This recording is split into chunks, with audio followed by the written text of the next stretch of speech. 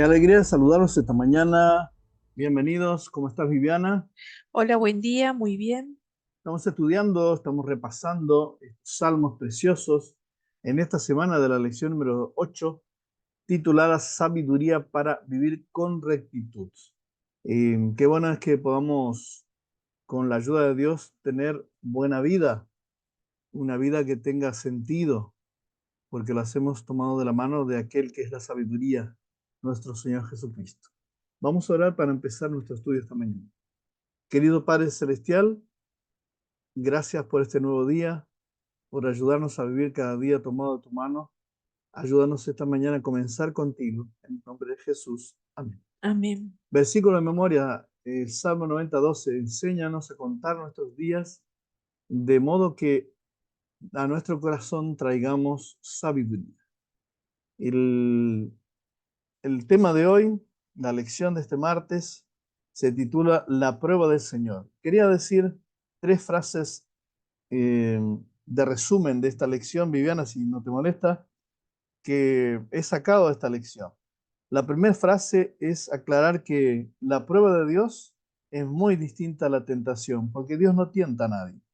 La segunda frase que saqué de este día es que la prueba es como la disciplina de Dios para fortalecer nuestra vida espiritual.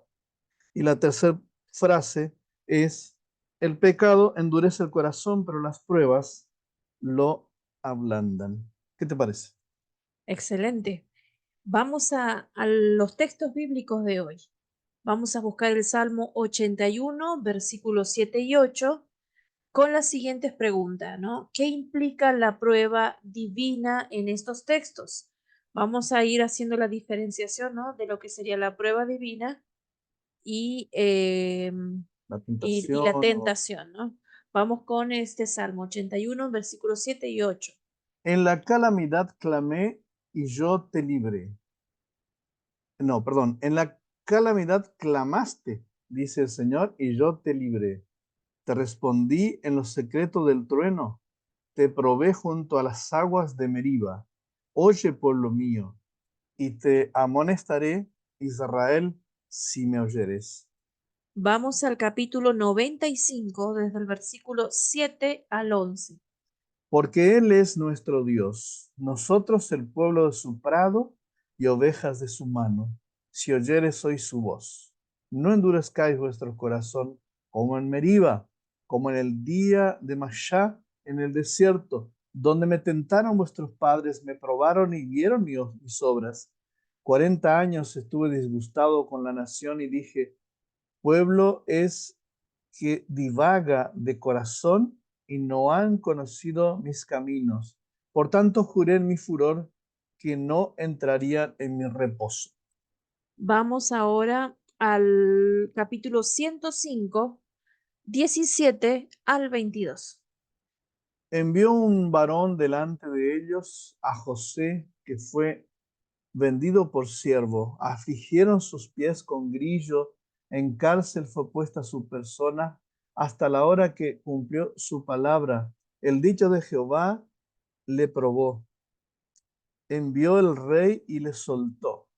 El señor de los pueblos y le dejó ir libre. Lo puso por señor de su casa y por gobernante de todas sus posesiones, para que reprimiera a sus grandes como él quisiera y a sus ancianos enseñara sabiduría. Después entró Israel a Egipto y Jacob moró en la tierra de Canaán y multiplicó su pueblo en gran manera y lo hizo más fuerte que sus enemigos.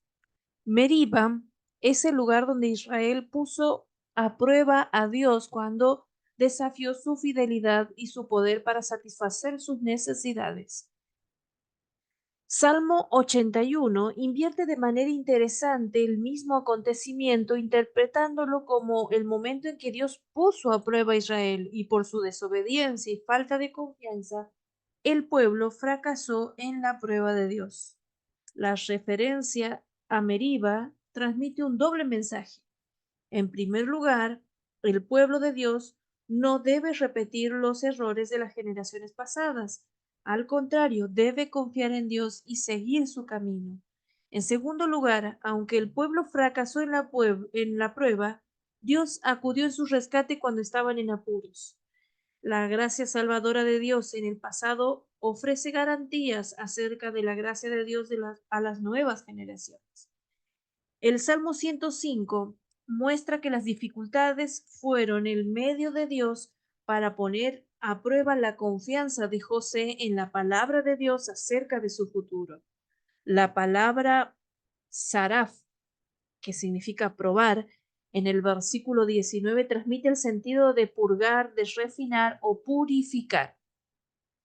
Así, el objetivo de la prueba de Dios sobre la fe de José era eliminar cualquier duda en la promesa de Dios y fortalecer la confianza de José en la conducción de Dios. El objetivo de la disciplina divina es fortalecer a los hijos de Dios y prepararlos para el cumplimiento de la promesa, como muestra el ejemplo de José.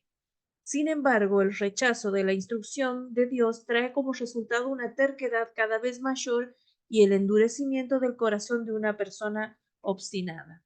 Dios requiere pronta e implícita obediencia a su ley, pero los hombres están dormidos o paralizados por los engaños de Satanás, quien les sugiere excusas y subterfugios y vence sus escrúpulos diciendo, como dijo a Eva en el huerto, no moriréis. La desobediencia no solo endurece el corazón y la conciencia culpable, sino también tiende a corromper la fe de los demás. Lo que les parecía muy malo al principio pierde gradualmente esta apariencia al estar constantemente delante de sus ojos, hasta que finalmente duda de que él sea realmente un pecado e inconscientemente caen en el mismo error. Una pregunta final. ¿Cuál ha sido tu experiencia en la manera en que el pecado endurece el corazón? ¿Por qué debería ese pensamiento llevarnos a la cruz donde podemos encontrar el poder para obedecer? Muy bien, por lo tanto, eh, escuchemos ese consejo, ¿no? De la palabra de Dios.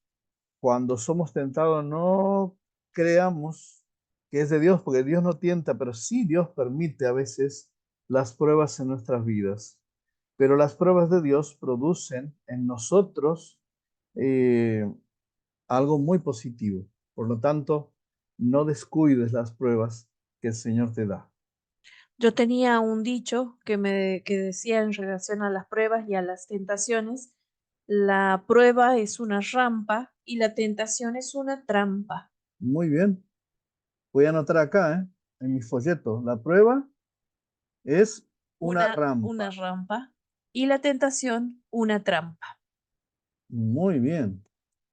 Bueno, para hoy en el capítulo del Raivados por su palabra tenemos Jeremías 23 y es un capítulo de contrastes, un capítulo donde hay distintas imágenes que tenemos de Dios y de su accionar para con su pueblo, de su cuidado, de cómo Él está atento a las necesidades de su pueblo y de los instrumentos que utiliza. También hay contrastes entre lo verdadero y lo falso, que pueden ser personas o palabras o diferentes imágenes, ¿no? Que se pueden tener de una misma situación, diferentes contrastes. Vamos con la primera imagen que habla el capítulo 23, que es de los falsos pastores, ¿no? Falsos pastores que dispersaron las ovejas. Y acá viene el príncipe de los pastores, como menciona el libro de Pedro, de Primera de Pedro 5, que habla acerca del príncipe de los pastores, que él dice que él mismo recogerá el remanente de las ovejas, Cuando dice venga el príncipe de los cuando venga pastores. ese príncipe de los pastores. Yo mismo, dice el versículo 3 del capítulo 23, yo mismo recogeré el remanente de mis ovejas de todas las tierras, a donde las eché y las haré volver a sus moradas y crecerán y se multiplicarán, y pondré sobre ellas pastores que las apacienten, y no temerán más, ni se amedrentarán, ni serán menoscabadas, dice Jehová. Muy bien, vamos a marcar acá, resaltar algunas acciones del Señor.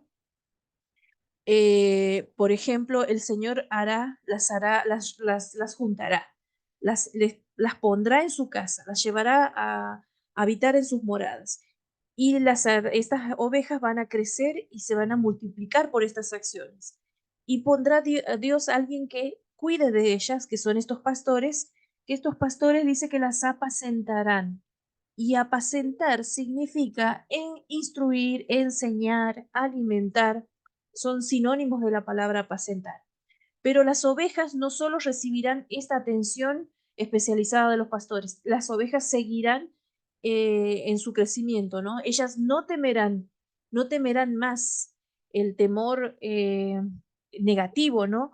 No, el que les causa desconfianza o sobresalto. Ellas no van a tener ese temor de Dios, el temor negativo. Acá viene el miedo, ni se amedrentarán, que es el miedo patológico, ¿no? Y después tenemos otra acción que no serán menoscabadas, que sería como, como cuando les quitan partes a una persona, eh, cuando en la parte emocional alguien quiebra algo de esa persona o rompe algo en su autoestima o le quita el brillo, eso significa menoscabar. Eh, ya no habrá no habrá nadie que haga eso con las ovejas del Señor. Él tiene esta tarea para con sus ovejas. Quiero separar un poco que la tarea del pastor acá eh, es apacentarlas, pero no es tarea del pastor que no teman, ni que no se sientan amedrentadas ni menoscabadas, sino que es la tarea de las ovejas en su relación con el Señor. Vamos a la segunda imagen. ¿Soy yo Dios de cerca solamente, dice Jehová, y no Dios desde muy lejos? Este es el versículo 23. Un Dios de cerca o un Dios de lejos. Un Dios de cerca que lo tenemos presente todos los días o un Dios de lejos que nos acordamos de vez en cuando. O que se acuerda de nosotros de vez en cuando. ¿Será que, como dice el versículo 24, se ocultará alguno, dice Jehová, en los escondrijos de tal manera que yo no lo vea? ¿No lleno yo, dice Jehová, el cielo y la tierra? Otra imagen, ¿no? De un Dios en toda su plenitud en la creación, atento a cada detalle y incluso a nosotros que estamos, vendríamos a ser como un grano de arena en este mundo, ¿no? Otra imagen, ¿no? Que habla acerca de los profetas falsos y los profetas verdaderos. Y hay una pregunta que dice el Señor, ¿qué tiene que ver la paja con el trigo en el versículo 28? Eh, acá el Señor insta a los profetas a hablar su palabra verdadera, a seguir, a ser repetidores, voceros de las palabras de Dios y no agregarle ni quitarle nada a su palabra, sino ser fieles en esta tarea. Y hay una descripción, ¿no? Que dice en el versículo 29, ¿no es mi palabra como fuego, dice Jehová, y como martillo que quebranta la piedra? Una palabra, la palabra de Dios con poder para purificar a las personas. Este, vamos, a lo largo de este capítulo hay diferentes descripciones, ¿no? De estos profetas falsos, estos profetas verdaderos, pero ser cuidados por Dios, ¿no? Es ponernos del lado de lo verdadero, permitir ser llevados por Dios a su casa, ser cuidados con su palabra, digamos, dejarnos apacentar por sus pastores, nos permite vivir una vida con un Dios cercano, ¿no? Un Dios presente, un Dios que se ocupa de nosotros en los distintos detalles de nuestra vida y que por lo tanto es un Dios al que nos disfrutamos y gustamos de estar en su presencia. Que esta sea nuestra experiencia eh, como hijos de Dios, como ovejas de su prado, ¿no? Como lo dicen los salmos, y que nos permitamos, digamos, ser cuidados por Dios. Muy bien, ahí tenemos consejos entonces revelados por su palabra. Hablando de regado por su palabra, tenemos muy pronto, ya a partir del jueves, en toda Sudamérica los 10 días de oración. Primero Dios. Este año, los primero Dios, o 10 días de oración, 10 horas de ayuno, comenzarán este jueves. Y el título del material que tenemos es este que aparece ahí, Rumbo al Hogar, revelando los secretos de la victoria final. Te voy a dejar allí un breve videíto para que puedas ir promocionando o viendo la promoción de este programa de los 10 días de oración. Querido Dios, muchas gracias por todo el cariño y el amor que nos das a mi familia y a mí. Permite que yo pueda estar lista para ayudar a los necesitados. Amén. En realidad, yo podría ordenar mi closet y regalar varias cosas. Es más, ¿qué estoy esperando? Lección 2. Recuerda estar atento a las necesidades de aquellos que lo rodean. Hoy, Rodrigo estaba tan desanimado que quise hacerlo sonreír. Tomé mi cuaderno y dibujé todo lo que sé que le gusta: autos veloces, dinosaurios y superhéroes.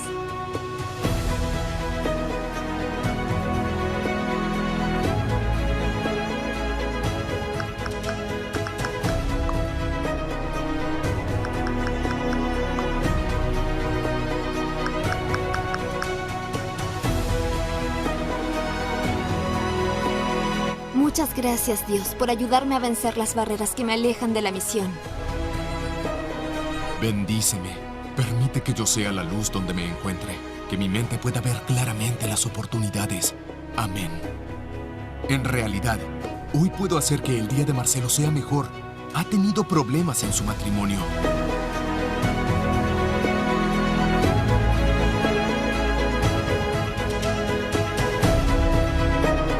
En nuestro caminar rumbo al hogar, nuestra comunión con Dios nos hace ver las oportunidades que tenemos de ser luz para aquellos que están a nuestro lado.